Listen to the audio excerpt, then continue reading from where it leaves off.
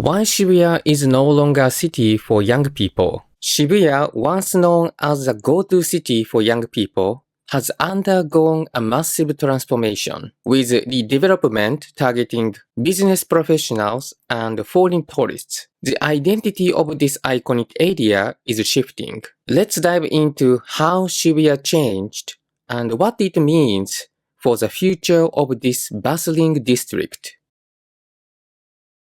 Back in the 1970s, Shibuya wasn't always a vibrant youth hub we think of today. It was a creation of commercial developments like Palco under the Save Group that transformed the area. They didn't just create shopping complexes, they developed roads, spaces, and cultural strategies to turn Shibuya into a fashionable hotspot.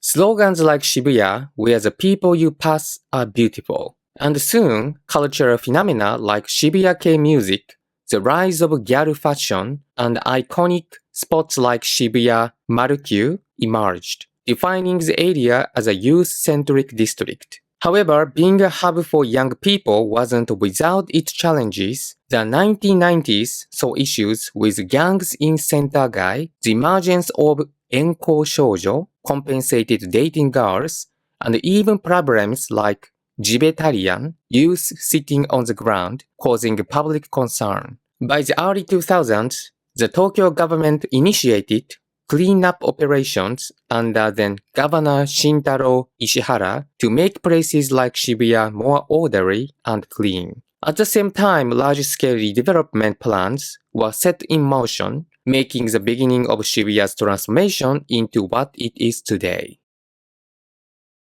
The redevelopment in Shibuya is no longer aimed at attracting young people. Instead, the focus has shifted to business professionals and inbound tourists. For businesses, targeting young people isn't profitable due to their declining population and lower spending power. Instead, companies now prioritize professionals and foreign tourists who spend more and frequent high-end facilities. Major commercial developments in Shibuya reflect this shift. Office buildings are taking over, hotels catering to international visitors are popping up, and commercial spaces are filled with brands and shops designed for global appeal.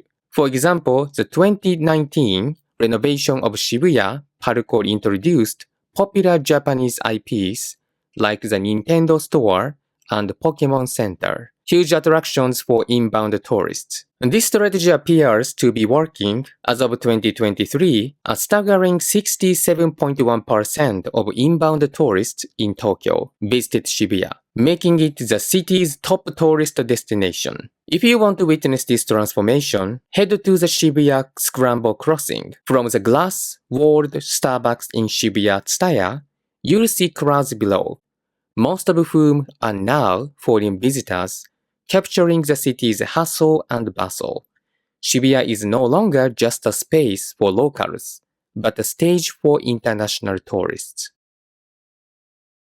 Shibuya is undergoing a process of selection and concentration, where specific demographics are prioritized while others are pushed out. This change is why many lament Shibuya isn't a city for young people anymore, or Shibuya was better in the past. But this isn't entirely new. Even in the 1970s, Palco's development strategy focused on attracting like-minded groups, while deliberately excluding others. This approach amplified shared values and created a unified cultural identity for Shibuya as a youth hub. Now, the focus has shifted to business professionals and inbound tourists, reflecting a new era for the district. Shibuya has never truly been everyone's city, but the current changes are sharpening its exclusivity.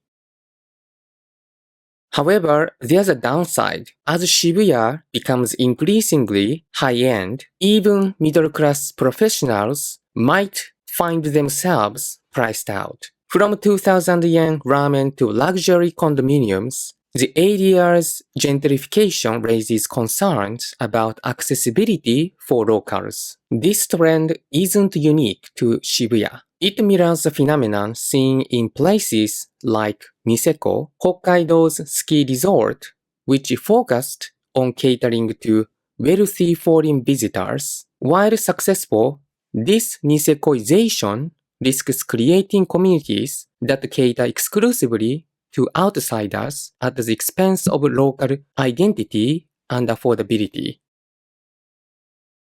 As Shibuya continues its transformation, the question remains, is this level of selection and concentration sustainable?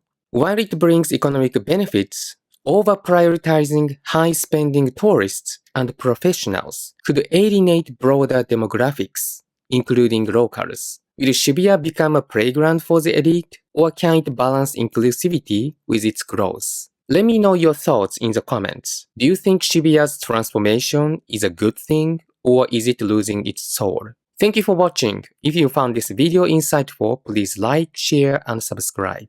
See you next time.